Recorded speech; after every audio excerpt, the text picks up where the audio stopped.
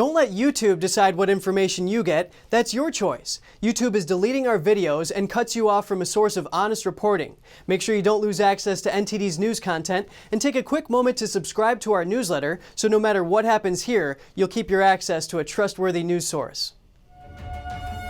And for people working in or visiting the Capitol building, police now have orders to arrest some who aren't wearing masks and refuse to leave. It's stirring up strong backlash from some Republicans on Capitol Hill. Congresswoman Kat Cammack released a bulletin for the U.S. Capitol Police Thursday morning. It says if a visitor or staff member fails to wear a mask after a request is made to do so, the visitor or staff shall be denied entry to the House office buildings or House side of the U.S. Capitol. Any person who fails to either comply or leave the premises after being asked to do so would be subject to an arrest for unlawful entry. Capitol Chief of Police Thomas Manger issued the order effective immediately. It is set to remain in effect until the end of the year. The move stirred up strong backlash from House Republicans. This is not the America we know. This is not Pelosi's house. This is the people's house. Cammack tweeted, "In today's edition of Pelosi's abuse of power, Capitol Police have been directed to arrest staff and visitors to comply with her mask mandate for vaccinated individuals." And Representative Roger Williams called Pelosi a socialist. She's now deputizing our police here at the Capitol to arrest staffers if they don't have a mask on. This is the end of it. This is not the House of Pelosi. This is the House of the people. She's got to go. But Pelosi's office told Fox News Thursday the House Speaker did not control the U.S. Capitol Police. According to the bulletin, police officers should not arrest members of Congress for not wearing masks, but should report them to the House Sergeant-at-Arms office. In a speech from the White House today, President Biden was pleading with the country to get the CCP virus vaccine. He said this is now a pandemic of the unvaccinated. NTD's Steve Lance has the latest from Washington, D.C. Just a short while ago, President Joe Biden spoke from the White House where he reinforced a new mask mandate for all federal employees and those visiting any federal buildings while indoors. He also said he is asking the Department of Defense to look into making the CCP virus vaccine mandatory for all active military personnel. Since many vaccinations are required for active duty military today, I'm asking the Defense Department to look into how and when they will add COVID-19 to the list of vaccinations our armed forces must get. Along with these, President Biden encouraged businesses to incentivize employees to take the vaccine. Republicans have been pushing back on the Biden administration since the CDC changed their guidelines on Tuesday, saying that fully vaccinated people in areas with substantial or high transmission need to continue to wear masks indoors. The CDC has come under fire for not providing the data that has led them to this decision. The White House press secretary Karen Jean-Pierre took questions just before President Biden's announcement today, and she was asked whether or not the administration thought it was appropriate for the government to mandate a medical decision on behalf of the American people, to which she pushed back. Here was the exchange earlier from the White House press briefing room. We have heard from some associations ahead of the president's announcement today. The Federal Law Enforcement Officers Association says Americans have a right to privacy and choice. They're accusing your administration of pushing people to undertake a medical procedure. Are you expecting resistance to this announcement, and what is your response to that? So I'll say this. Look, our priority is the American people. We have to make sure people are safe, and we're continuing to save lives. That is the most important thing. That's how this president sees this. We listen to the science, and we provide Americans the information they need to protect themselves and help end this pandemic. Now, in terms of finding the balance of following the science and respecting the American people's privacy and right to choose what to put into their bodies, many are saying that forcing vaccines is something that the government should not be getting involved in, especially when they say that science points to those who have already been vaccinated are being protected. Steve Lance, NTD News, Washington, D.C. Before President Biden's announcement, several union groups pushed back against the possible vaccine mandate for federal workers, with some saying the issue and even virus testing for workers must be negotiated with the union itself, not forced by the government. NTD's Grace Coulter has the details. Before Biden's announcement, the Federal Law Enforcement Officers Association blasted the idea of mandatory vaccination, saying it believes such a requirement is an infringement on civil rights. The association's president, Larry Cosme, told the Washington Post that if Biden mandates the vaccines, there will be an avalanche of pushback. Although Biden didn't mandate the vaccine and is giving federal workers the option of masking and regular testing instead, there's likely to be pushback against this too.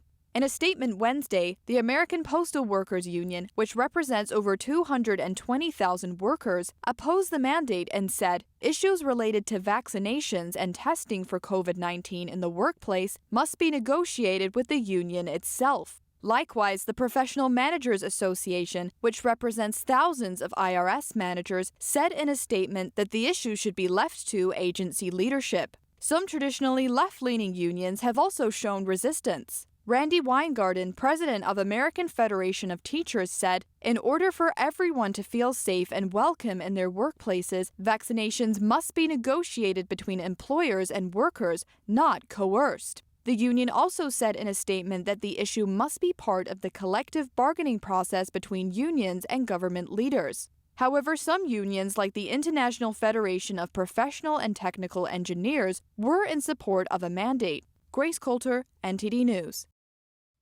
The Mount Rushmore National Memorial features the 4 greatest presidents in American history.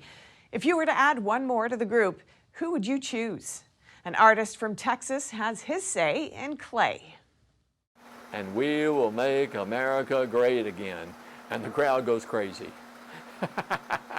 Trace Guthrie from Texas has been working as a sculptor for over 50 years. Recently, an idea for a new sculpture came to him as he contemplated a picture of Mount Rushmore. There was a space between Lincoln and Roosevelt that lends itself to have somebody in there that history will eventually be kind to. Although he's now a fan, Guthrie confesses he initially disliked the former president. Trump kind of scared me at first. I didn't know, I just saw an ego and all, but then when I saw the people he was putting into office, wow, you know, and the way he would snap back. I always used to say, I wish they would say such and such. He does. As time went on, the sculptor became pleased with President Trump's policies. We don't have to buy energy from our enemies, which was amazing, and all those jobs that those people had along that pipeline. And with his personality as well. The guy is, they say, a billionaire, but he's got a blue collar on him. He actually gets out there with those construction people that were building his buildings, and he knows them. Guthrie tells NTD that he thinks the political division right now is such that's never been seen before. The reception of his sculpture is a good example. My wife tried to boost it on Facebook. They wouldn't allow it. They wouldn't. I said, that's got to be a mistake. So we did it again, and it immediately came back in big red letters, rejected. And on another occasion, a former student wrote to him. She said, Trump has killed 500,000 people with COVID. And the only thing I'm wondering is, where did she get that? The sculptor has his own thoughts on the answer. I think it's called Marxism. They want to pull us into a world government. And we still hold on to the old saying, let's make America great again. And that disturbed a lot of people. Although Guthrie has received some hateful comments for his work, he does not reply in a similar manner. Because anger causes your immune system to break down. I said, you really need to be careful with that. Concentrate on your winning. You got Joe Biden. And importantly, he's having fun. I make a lot of friends. A couple of enemies, but a lot of friends. Guthrie says the process of making this piece was not all smooth, especially when you own a Boston Terrier. He chewed the face off, completely off. But he's a dog. He didn't know what he did. Couldn't punish him.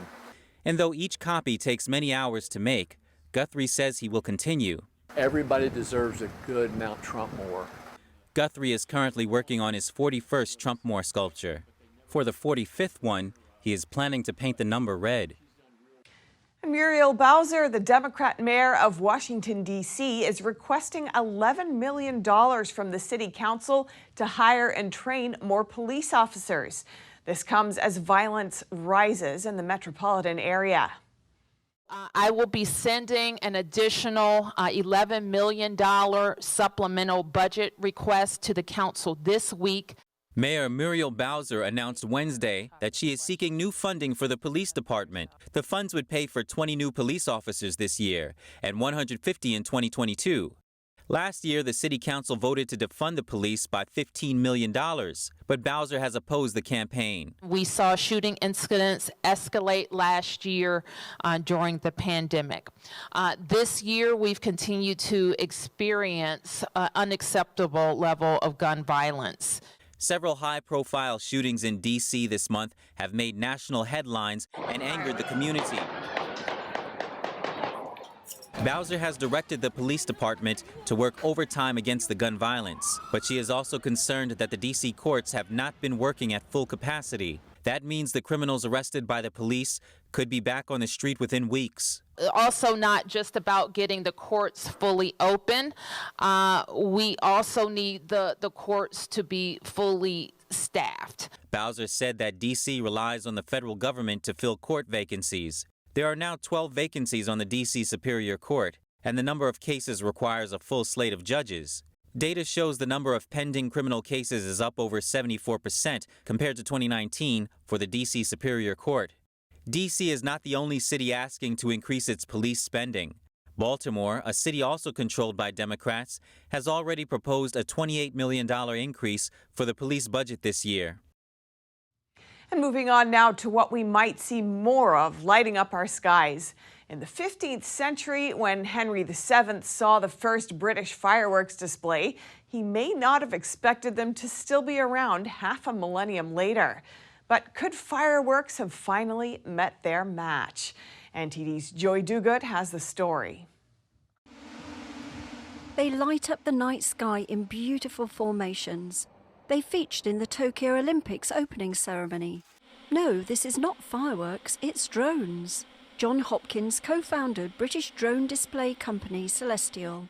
He says technology is developing so fast, fireworks may soon be replaced with high-quality flying images. We love fireworks, but they blow things up, they're single use, they make things catch on fire and they scare animals.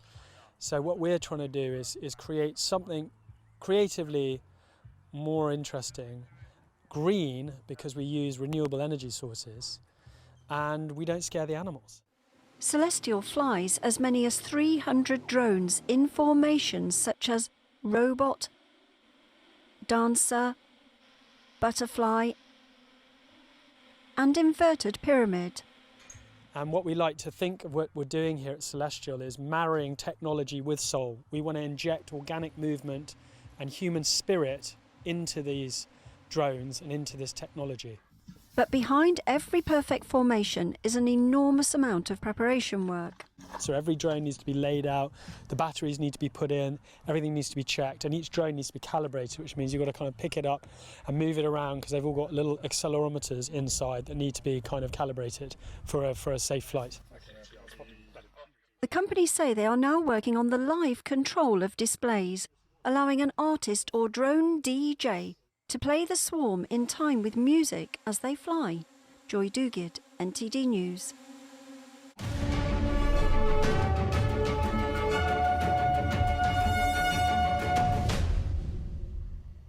Navigating a world of economic madness, you need to have the right guide. What do today's decisions mean for your tomorrow? We ask why. What's the alternative? Uncover the deeper reasons and the hidden influences, and highlight the real opportunities for profit. At NTD Business, we connect the dots for you.